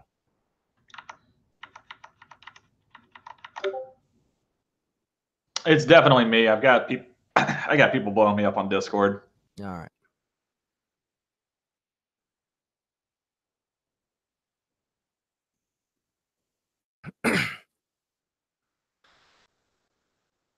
Lucas felt a little panic pass through him as he realized that Valerie was probably just casting away without considering her allies' safety at all. He held his scepter up in front of him and began channeling holy energy into it. The process wasn't difficult at all, and the game's mechanics made it more or less intuitive. All he had to do was focus on channeling his holy energy through the scepter and then into the circuit for restore health. He just hoped that Valerie wouldn't turn Nick into a fried corpse before the end of the 2 seconds. "This is so fun!" Valerie squealed, releasing the spell. Just as expected, the basketball-sized fireball sizzled down the staircase as it shot straight for the rearmost guard. The ball of flame smashed into the sleeping man's face and then exploded outward in all directions, releasing a wave of heat that was noticeable even halfway up the staircase. When the smoke cleared, all 4 of the guards were dead, and Nick's side had been completely charred from the blast. The temporary fighter had figured out what was happening, but the spell was simply too fast to dodge. Thankfully, The damage over time effect from the burn had been immediately nullified by Lucas's healing spell, which landed at the perfect time to keep him alive. Son of a milkman, that hurt! Nick swore before turning around. Did you manage to hit anyone? Did you manage to hit anyone besides me, Valerie? Maybe. Hell? What? That did not say son of a milkman originally. It was son of a muffin munching milkman. This is clearly two different things. One of my editors took it upon himself to make my crap more PG. I'm very upset. Muffin munching should be in there. Hold on, let me put a stern note in this shit. Okay. Son of a muffin munching. Son of a muffin That's a tongue twist. They did that for me. That was why it wasn't for the PG rating. Son of a muffin munching milkman, that hurt.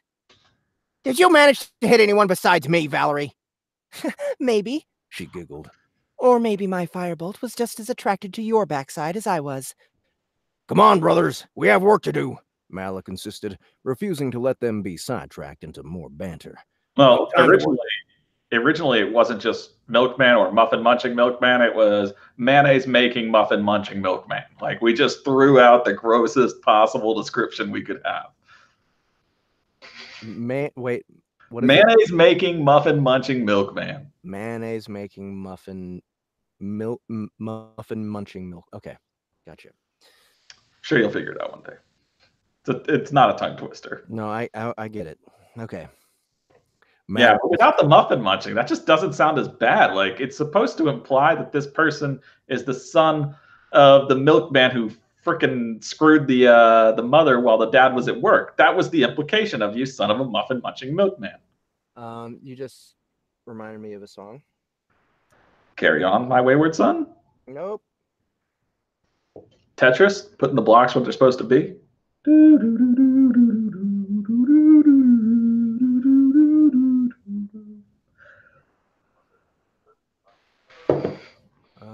Why is it not playing? Phantom of the Milkman? It's playing.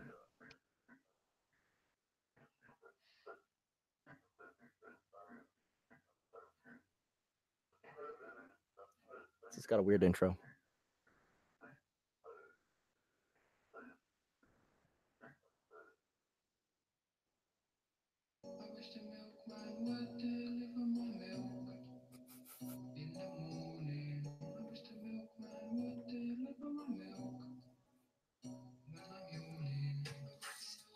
Anyone else ever hear this song before?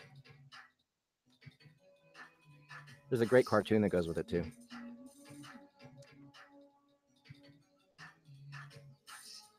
Okay.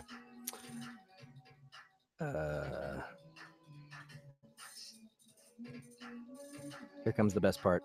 You can't hear it at all?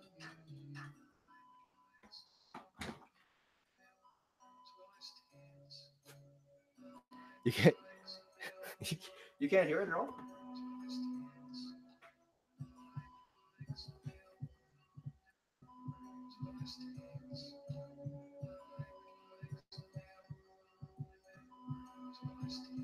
Okay, just needed to hear that part. Can you hear that? Did no one hear any of that?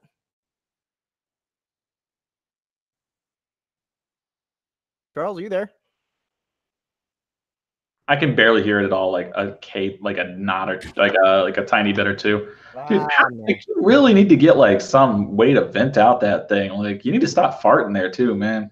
Well, I have this fan going, or in theory, but it doesn't seem to be working at all. So I don't know. It gets hot in here. Sorry, guys. I thought that was playing through. I thought that was playing through my microphone outside, but I guess not. All right. Anyway. Come on, brothers. We have work to do. Malik insisted, refusing to let them be sidetracked into more banter. No time to worry about friendly fire. Easy for you to say, Nick grumbled. Valerie hid her laughter even as she apologized. Sorry, I'll try better next fight, she promised. The group gathered on the landing at the bottom of the stairs, and Malik pointed out the next set of soldiers waiting for them down a short hallway. Valerie immediately began channeling arcane energy into her staff, and Nick looked at her and then sighed as Malik began shooting. Valerie's ball of fire scorched through the air, exploding in the middle of the 4 soldiers and killing all of them. Congratulations! You have reached level 70. You now have 10 stat points available to allocate. Lucas blinked. That's not right, he thought, opening up his status screen and looking at the point distribution. You typically get 10 stat points plus whatever bonuses your prestige class gives whenever you level up, but my level was negative. How am I? Okay, so this should probably be in italics, right? You typically get 10 stat points plus whatever bonuses your prestige class gives whenever you level up, but my level was negative. How am I getting anything? He stared at the status message, incredibly confused. Every time someone lost a level, they also lost the accompanying stats that went along with it. Despite his negative level, however, this had never been an issue for him since stats couldn't drop below 0, the base that everyone's character started out at. Oh, so he's level negative 70. Got it. Forgot. What the hell? This is a serious cheat. Lucas's eyes slowly shifted toward the total experience needed to get to the next level. It hadn't changed at all. He still only needed the incredibly small amount of experience a player normally required to grow from level 1 to 2. Great! I guess I won't get a chance at trying fighter because they made the enemies too easy and gave the caster an overpowered ranged spell. Nick complained, snapping Lucas back into reality. This seems like Malik? Maybe not, maybe it's Nick. You've already picked your class, brother, so just thank Valerie for making the experience go faster and negative for keeping you alive.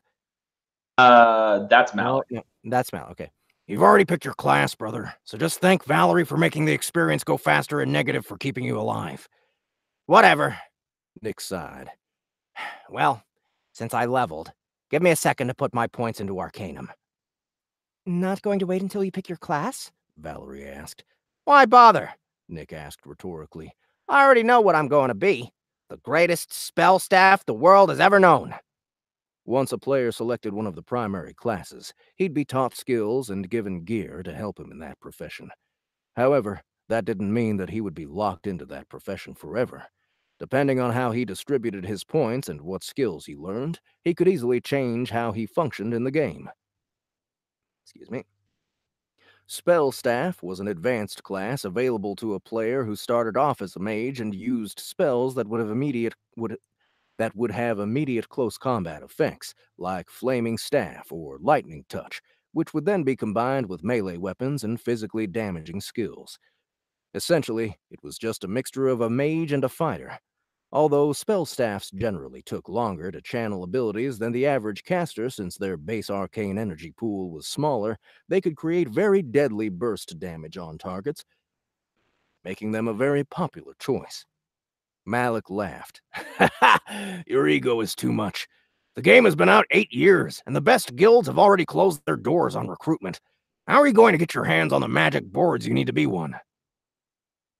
Whatever, Nick scoffed.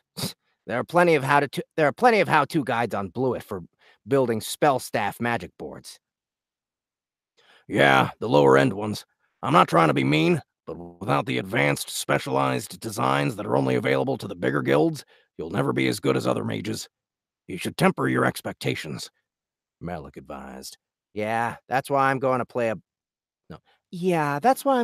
a mix of the ranger and the bard, Valerie proclaimed proudly, pushing her chest out and tilting her head back as if she had just announced she had won a tournament. That way, I won't be as dependent on items, and I won't need to be the best. The best will want me on their team. Paladin here, Malik said, turning his gaze toward Lucas. The paladin was, as one might imagine, just a simple combination of the healer and the fighter. It was essentially what Lucas would have been doing right now if he had been given the opportunity to attack anything. The major difference was that he didn't have any of the martial skill trees learned, and he didn't have any points into athletics, the stat that determined one's physical combat resource pool. Lucas looked at the three expectant faces, all curious what the infamous negative would pick. Truth be told, he didn't have a clue as to what to think about any of the classes yet, so he just shrugged and moved forward, hoping that a change of location would also change the topic. Way to earn that name, Nick said from behind. So negative. Lucas didn't get far, however, before they reached the end of the hallway. There was a door directly ahead, one to the left and one to the right. Before he could pick one, however, a status message popped up, prompting them to change weapons. Dibs on mage this time, Nick shouted. He quickly sheathed his swords, opened up his backpack, and took out the staff before anyone could object. Unlike standard game inventory systems, their backpacks were essentially just bags that shrank the items you put in them down to much smaller and more manageable sizes, but did nothing to reduce the weight of the items. For that reason, players would often set down their backpacks for boss fights or difficult battles, knowing that the system wouldn't allow non-party members to access them. If the player died, the backpack would travel to the spot where they respawned. I'll take fighter this time, then, Valerie said, taking out a sword and a shield. Fine, healer here, Malik responded. Since rogue was the only option left over, Lucas decided to just go with it. He knew he could pull out a bow and contribute the same way that Malik had, but he couldn't ignore how effective Firebolt was at clearing the enemies from a distance. So he fetched 2 daggers out of his backpack instead. This way, I'll be a lot more useful if we get stuck in close quarters combat. If we can attack from a distance, Nick will toast everything anyway. It will also prevent me from being charred like he was. The hallway they occupied wasn't that large, only just large enough for 3 people to squeeze uncomfortably next to each other and walk side by side with their shoulders touching. So when the doors all opened at once after they had each selected a new weapon, and enemies appeared, maneuvering space quickly disappeared. What the? Lucas thought as he saw a guard exit each of the 3 doors, each with a weapon in hand. Ah, are you kidding me? Nick scrambled backward in order to avoid one of the guards that had decided to go after him. I switched from fighter to mage, and now we're doing close combat? This is garbage. There are more spells than Firebolt on that staff, brother. Malik slammed one of the guards with his shield and followed up by striking the stunned man across the face with his scepter. Valerie began swinging both her swords wildly, likely out of reflex at seeing enemies appear right next to her, and didn't seem to bother activating any of the skills. Lucas stepped forward and jammed his dagger into the throat of the guard that had popped out of the door next to him. All 3 of the enemies were dead within a matter of seconds, and he was presented with yet another level-up message. Congratulations, you have reached level negative 69. You now have 20 stat points available to allocate. That is such a cheat, Lucas thought, noticing that none of his companions had leveled yet. The experience requirement for each level was always higher than the last, making it significantly harder to get from level 11 to 12 than it would be to get from level 1 to 2. He had received the same amount of experience as the other 2, roughly 250, yet he had gotten 2 levels, and they had only gotten 1.5. Does this dungeon ever get harder? Nick asked, obviously forgetting that games often loved to start players off with what were essentially single-button fights.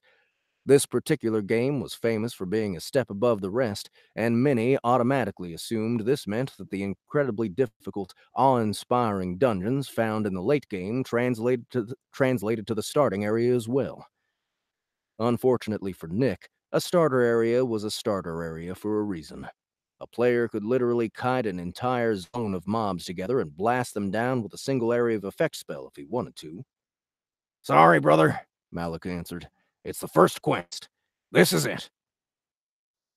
If you want to make it fun, we could just unequip our items and punch our way through to the final boss, Valerie suggested. With her difficulty, we could even punch the final boss to death. With her difficulty, we could even punch the final boss to death. That would make things more interesting, Nick agreed. But I really want to try out this staff and cast a spell. Valerie nodded. Cool. You do that. I'll just...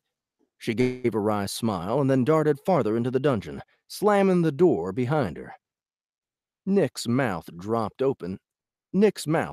as he stared at the door. Then, after a second, he recovered and darted after her, slamming the door behind him as soon as he left the room too.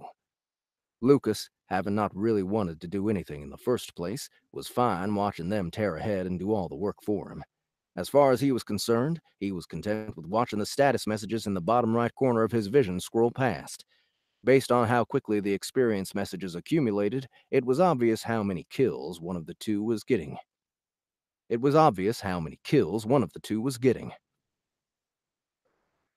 Sorry, brother, Malik sighed as he reached his hand out and opened the door for Lucas. She likes to tease him. A little too much sometimes. No problem, Lucas said, walking through the door. It's no big deal. You sure? Since you don't know what class you want to be yet, this is a very important stage for you. You should learn what you like and put together a plan for your character. Nah, Lucas replied dismissively. I'm just gonna help you all finish this quest, go back to my usual spot on the hill, and enjoy my wine. I've heard you've been playing for almost 2 years of in-game time, but you're still doing the same thing. The disbelief and skepticism in Malik's voice was obvious as he spoke, and Lucas knew that many other people felt the exact same way. Is that all you want to do? To spend your days eating and drinking in a virtual game? It doesn't sound like a fun future to me. Lucas looked at him and then at the ground, sighing and brushing off the comment. The simulated buzz is just as good as the real one. If you say so. Malik shook his head, obviously not convinced. He walked up beside Lucas and continued, saying, But personally, I think spending all of your life lying around doing nothing doesn't sound like much fun. Lucas gave him a sideways glance, not sure what had prompted this miniature lecture. When a status message popped up on his screen to let him know that he had leveled yet again. Then a status message popped up on his screen to let him know that he had leveled yet again. Congratulations, you have reached level 68. Negative 68. Da-da-da-da-da. Oh, wait, that's Trademark. Uh-oh. Da-da-da-da. No, that's Trademark too. What would be like a fun, sound booth theater style level up? Just have the voice pop out of nowhere. Blang, blang, yo! Look at. How's that? No. I like the idea of like just a voice just popping out of nowhere though. Like, blang, blang! You got more levels! Dollar bills, y'all. Ugh. All this talking today has left my throat sore. Congratulations, you have reached level negative 68. You now have 30 stat points available to allocate. Sorry, Malik said. I don't mean to pry. Just hoping you play the game so that we can do the whole Noob Island quest chain with maximum experience. We have healing, tanking, and damage covered. You can pick anything, and it'll fit fine. Lucas thought about responding, but in the end, he chose to just ignore the man. That type of gentle encouragement was the same type Yu Hua had often used to try and get him to come out of the house and do stuff with her. And once it started, it never stopped. The only way to get such people to stop pushing was to blow them off altogether. If he said, maybe, or shrugged it off, they'd just keep pestering him. Nick and Valerie cleaned up a group of the most incompetent minions to ever appear in a video game at the far end of the long stone hallway, and Malik and Lucas arrived to find that they were still at each other's throats. The door required all four of them to switch classes yet again. Let me see. Where's a good spot to stop? Will you let me kill at least one already? Nick snapped. We're halfway through the dungeon, and I still haven't fought anything. It's not my fault you're so slow at the game, Mr. Greatest Spell Staff. She snapped back. Malik gave another apologetic glance and then began switching gear. I'm going to take the mage this time, Malik said, looking over at Lucas to see if he was okay not playing the class once more. Then I guess I'm the fighter, Lucas. Wait. I know that like this is going to introduce all of this stuff, but can you scroll down? Can we skip a little bit of this to get to the good stuff and finish this? Okay, so where do you want me to start? So just like what's going to get skipped here is Lucas is going to be the mage for this scene, which means he has 3 spells that he's going to end up using. One of them is Zap, and it's like takes 5 seconds to charge up, but kills something instantly practically. High damage, long cast time. Then there's Firebolt, which at his level takes 2 seconds. And then there's Frost Breath, which at his level, it basically channels nearly instantly. And let us start. I'm going to give you a Control F in a second, okay? Okay. I don't know what that means. Control. Like a word thing to search to start. Like scroll down, and it's going to be right under, remember this boss is easy. Or remember, comma, this boss is easy, period.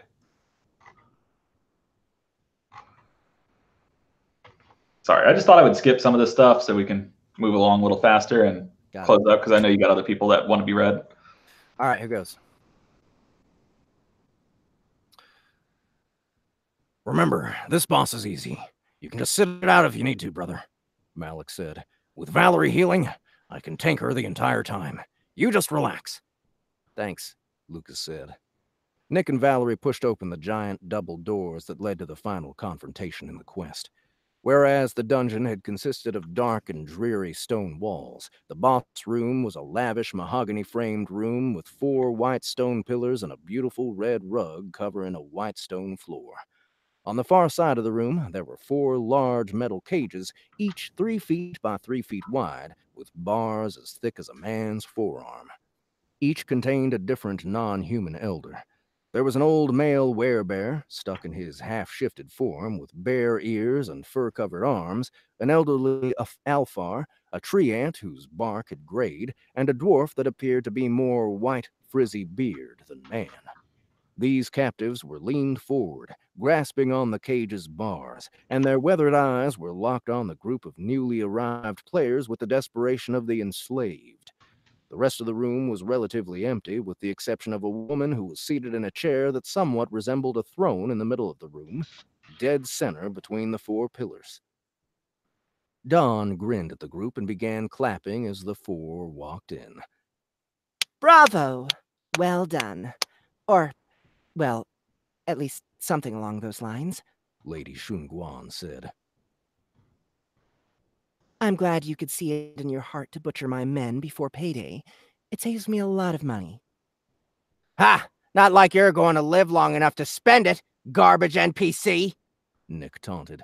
He held up his healing mace and waved it threateningly as if it were the deadliest weapon in the world. Let's bash this broad in and go turn in the quest. This is why no one likes you, Valerie snapped, smacking Nick on the arm and shaving off a few points of his health as she did it. Lucas suspected that she was acting this way on his behalf. What? Are you just going to stand there the whole time and scowl at me? Shunguan said while staring at Lucas. Don't be so negative. Cheer up and greet me properly. Fine, Lucas grumbled. He despised being part of a group whose intention was to kill her. How are you, Dawn? He used her other name purposefully, calling her by the fake name she went by as they ate their meals together on the hill, lying out and basking in the sun day after day. Something is off, Malik interjected as he strode to the front of the group. She's supposed to have 2 guards helping her during the fight. Where are they? Oh, those 2? I sent them home. They always interrupt me and spout out terrible monologues. It's all really quite dull. What's the point of it all? I spend all that time and money training them, and then they just keep dying as soon as they finish their taunts. So I just got rid of them. But you're going to die too, Nick said. Why worry about who else is going to follow you into the grave, you got... Nick stopped, letting out an "Ow!" before he could finish his insult. Sorry. Brothers, something is off, Malik warned, his voice heavy with caution. How is she aware of her past lives in the quest? Something isn't right. Yeah, it's kind of creepy, Valerie agreed. NPC AI is supposed to ignore previous deaths when they respawn. That way, each person doing the quest will get to feel like it's the first time the quest has been completed. Shunguan nodded.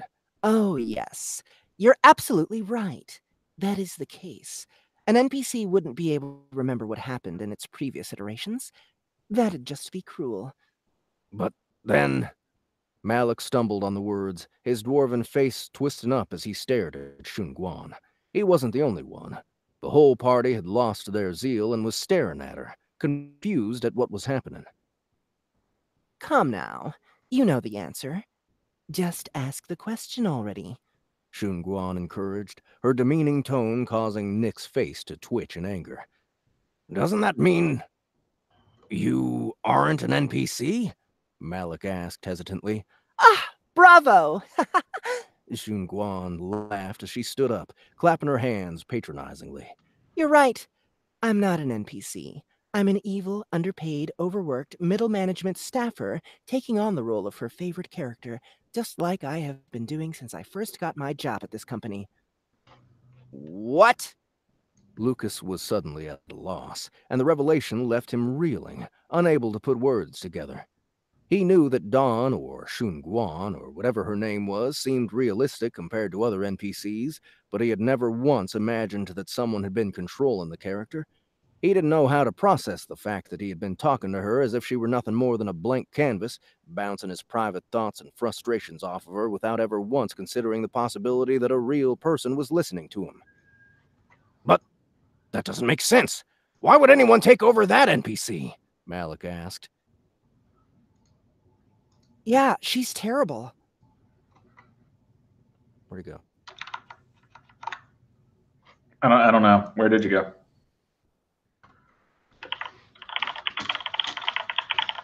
Yeah, she's terrible. Her stats are abysmal, and she dies every time someone has to do the starting quest. Why wouldn't you pick a better one? Valerie asked.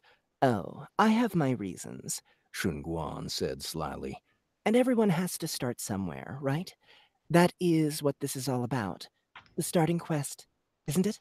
Yeah, but we're going to have to kill you, Malik said. And why are you even bothering telling us all this?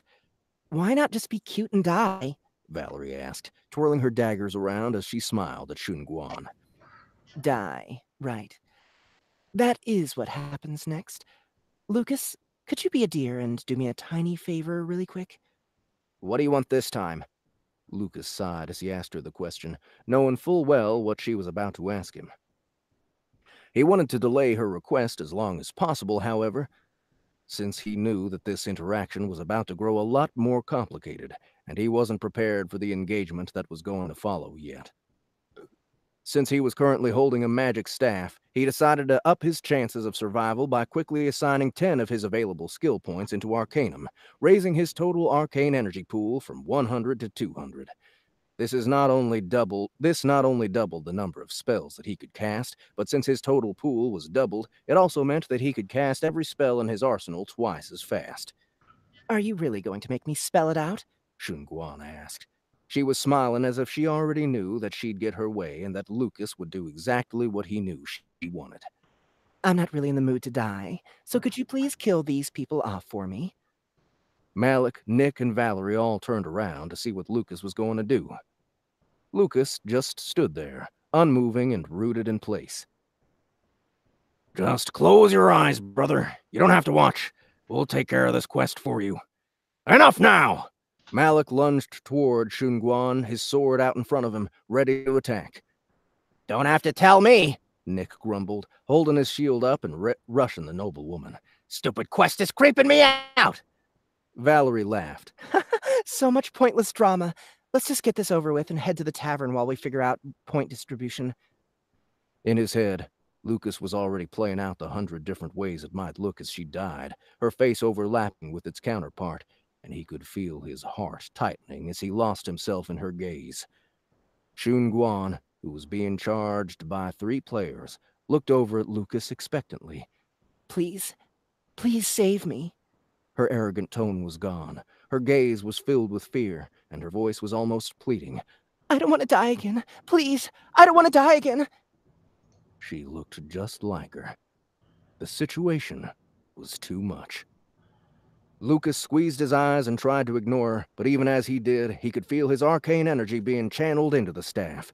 It spread through the right resistors and transistors and activated the spell. I'm sorry, he muttered to the players' backs. I'm not watching her die again. He unleashed Zap. A string of electricity shot out of the top of his staff, arced through the air, and slammed into Malik.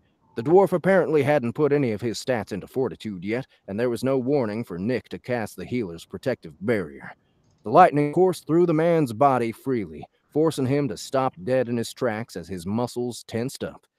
He crashed to the ground dead, seizing up and shaking violently. All right, let's stop there. I think that's a good spot. So, How you liking it so far, man? I'm liking it. It's fucking weird.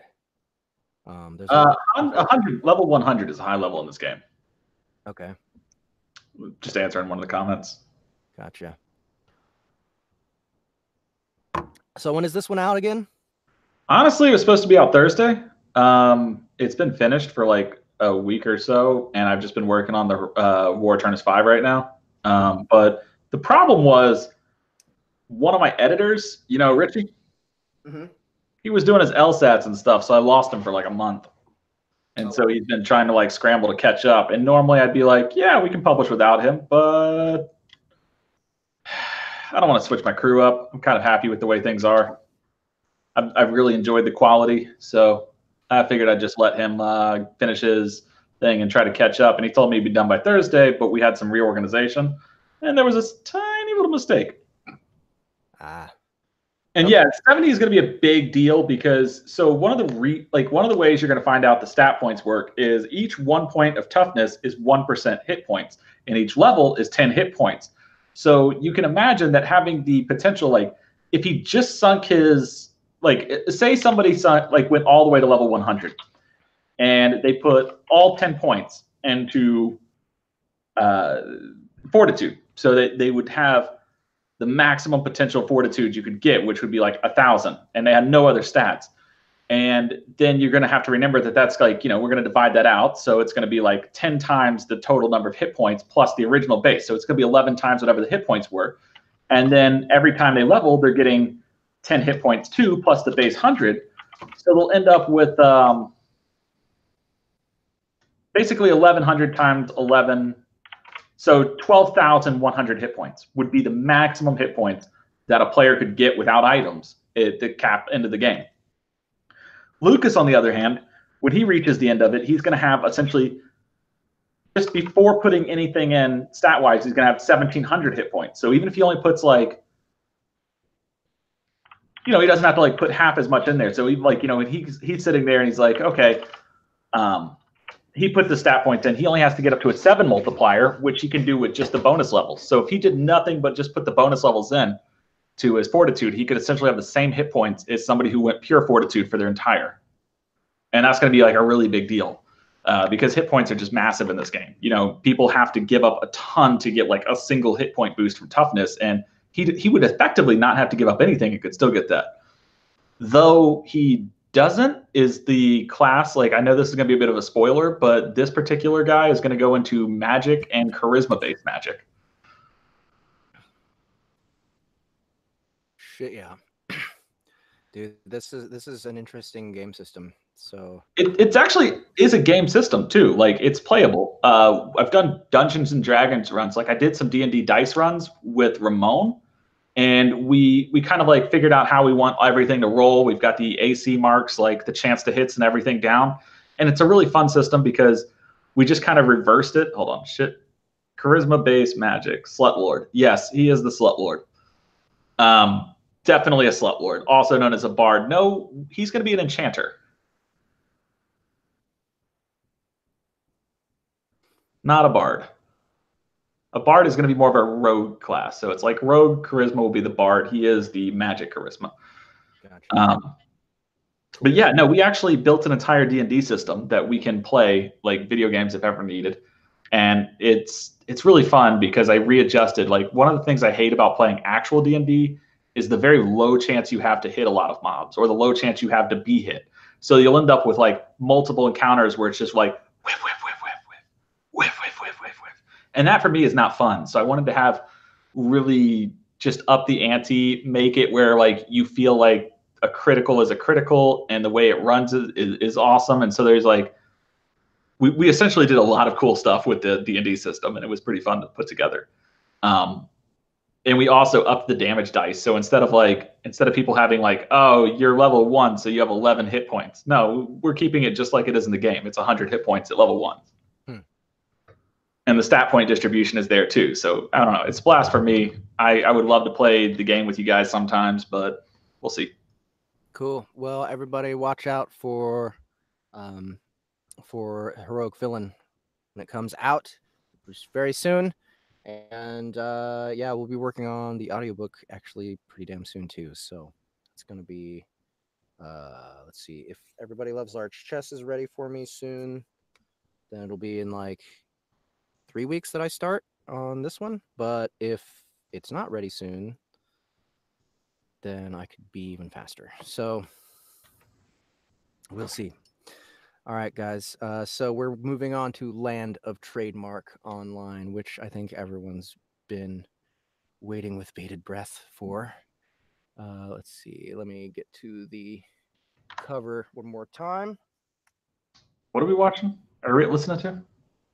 Land of Trademark Online. Oh, okay. Yup.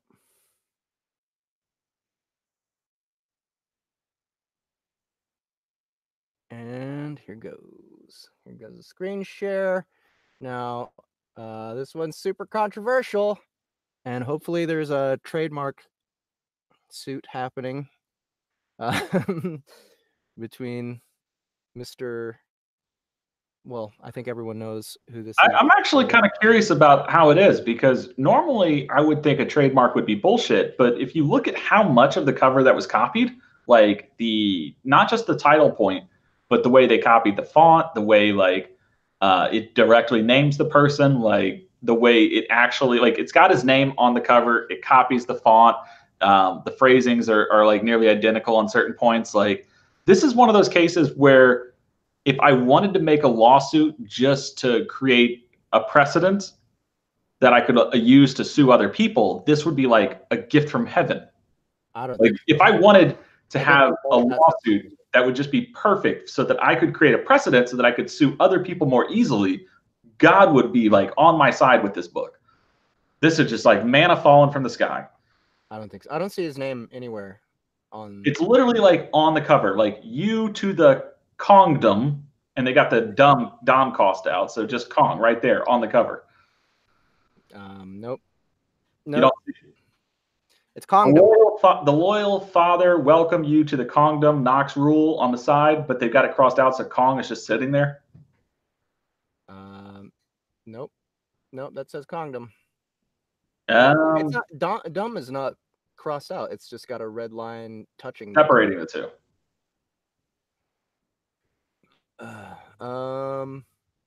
I'm just saying, like, if it was me, the everything, even like the typography was copied, like I would just be so happy if I was Kong. And yeah, I'm not trying to like, I'm not saying right or wrong. Like, I don't know what's going on here. I personally think that this guy pulled a little bit of a dick move, because I know he mentioned a lot of authors that didn't want to be mentioned and didn't even ask them and just threw them under the bus.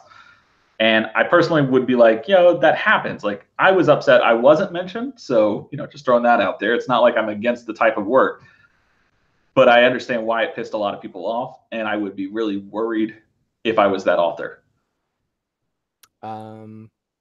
Doesn't seem. Okay. Yeah. I'll let you read. I can't say it forever. Okay. All right. So, Land of Trademark Online by NP Chekhov. Everyone was buzzing about this one, and I'm happy that it was great and voted up. So let's get this started. All right, so it's a really short one. I'm not sure why they chose such a short scene, but we did go super long already today. Like, we're already a half hour past what we should be, but it's fine. Okay, so we got a bunch of character direction here. Earl, a shit-talking squirrel, fast voice, maybe squeaky. MC, young man, a bit cynical, sarcastic, and in general tries to enjoy every living moment. Butter, a sidekick for a short while, kind of snooty and educated, but a thief and a cannibal. Imperious dickhead. Amard, a love interest, a badass female, better gamer than all the others combined, young, normal voice, but direct, no muttering. Okay, here goes. Hey, boss. What you doing up here? Earl looked around, but remained perched on my shoulder. Shit tits! Did you just respawn? Yeah. That last jump was a real beaut. Time to go before Butter and crew eat our friend. Without even waiting for his response, I jumped down the cliff. Oh, wait. This is first person. Without even waiting for his response, I jumped down the cliff face, grabbing wildly at anything I could to reach the bottom as quickly as I could. Agility was godly, and my new feat was worth every trial we went through. Even better, I could hear Earl screeching in my ear. The cliff face had a lot of scree built up. Scree? Okay. And the second my boots touched it, we slid down the rest of the way. At the bottom, I felt something hit my shirt that felt like bits of gravel and looked over to see little black turds shaped like rice popping out of Earl. Oh, come on, man, what the hell? I asked, knocking him off my shoulder. Screw him. Little bastard could stay there. Not that he was much help. Before I even reached the dungeon entrance, I could hear Amard screaming. One cannibal?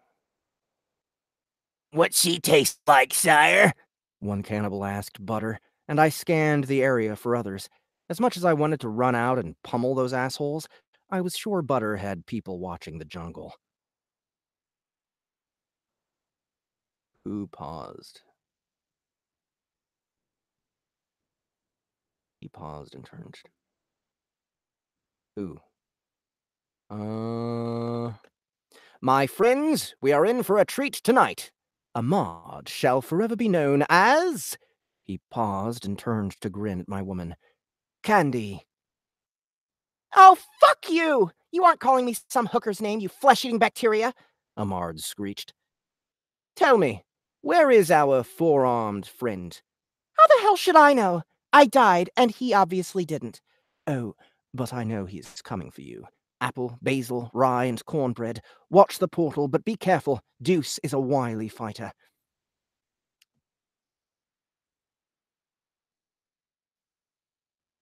Butter waved his hands toward the portal. Was it Butter that just said that?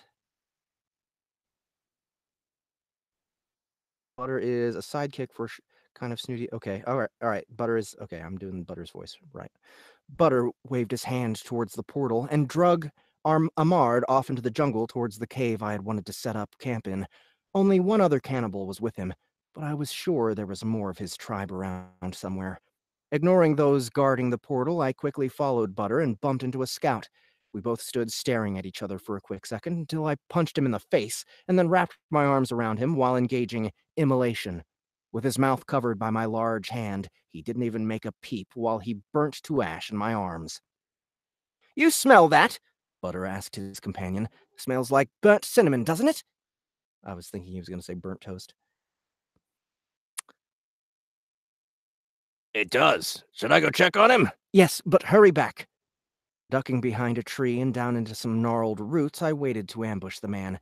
At the pile of ashes left by the last cannibal, the new threat squatted down, licked his finger, dipped it into the ashes, and then tasted it. Shit tits, that's disgusting. The man never even saw Earl as the squirrel jumped out of the brush and sliced his throat open. And just for good measure, the squirrel ran up to his back and rammed the knife through the cannibal's spine, severing the nerves. The man fell limply to the ground, and I stared at Earl in horrified fascination. What? I get blood on me fur? Oh. Okay, I guess he's supposed to be Scottish or something? What? I get blood on me fur? Earl asked, while trying to find any splatters before looking back at me. Boss forgot I was a mafia don already. You dumb fuck. Nothing like waking up to a centaur head in your bed, yeah? That's my trademarked move, so don't you go getting ideas. Before I could reply, we both heard Amard scream again. Yeah, I'ma get... Yeah, I'm a gut that motherfucker, but you gotta admit, calling that witch Candy was awesome. For whatever reason, I chuckled along with that bloodthirsty squirrel. I mean, at least he wasn't a shit-talking rabbit. Okay, you stay hidden. I'll confront Butter, and you go and free my woman. Once she is free, we can attack him or just run. Got it, but I'ma take this fuck's loot. Fuck. Got it, but I'ma take this fucker's loot. I killed him. Don't give a shit. Take it and get ready, you asshole. Heh, Earl said, taking the loot and scurrying off into the jungle. Okay, so that's that. That's the whole thing he requested. It's really short. Didn't get to get much of a feel for it, but I don't know. Maybe he'll request again later. But yeah, that is the show. Thank you guys so much for coming and hanging out. Thank you, Charles, for hanging out and making fun of me this whole time. And I haven't made fun of anybody. you do. Except for Bonnie's smell, because I think foxes smell awful. How does the fox smell? Okay, so What? yes. How did that topic come up the other day? Because she used a fox emoji. Oh, and so you looked at the fox and you were like, well, how does this scratch and sniff sticker smell like? Yeah, exactly. So, yes, thank you guys so much for coming and hanging out. If you enjoyed this episode of Sound Booth Theater Live and you've never seen one before, or if you haven't done this already, go ahead and subscribe to us. You will find more than 150 videos now backlogged that you can go and what's the word? View? Not well, yeah, view, but like binge. You can binge on. And let's see, in the description, be sure to check out all the Amazon links and the Facebook group links that we have available. All of these are places that we hang out or are repping on this episode. And finally, remember that we are sponsored by Studio Bricks, the people who made this beautiful sound booth. I think that they are the best looking and most convenient to put together sound booths on the market. So and if you go check out their website, studiobricks.com, you can see what they can do for you if you're an aspiring voice actor, an aspiring musician, or if you're already a voice actor that's established and you're looking for an upgrade. Or you just don't want to have other people hear you masturbate. You could do that too. This is a very good booth for hiding your masturbation sounds. So highly recommended if that's what you need. All right, so that's the show. Thanks one more time, guys, and I will see you again soon.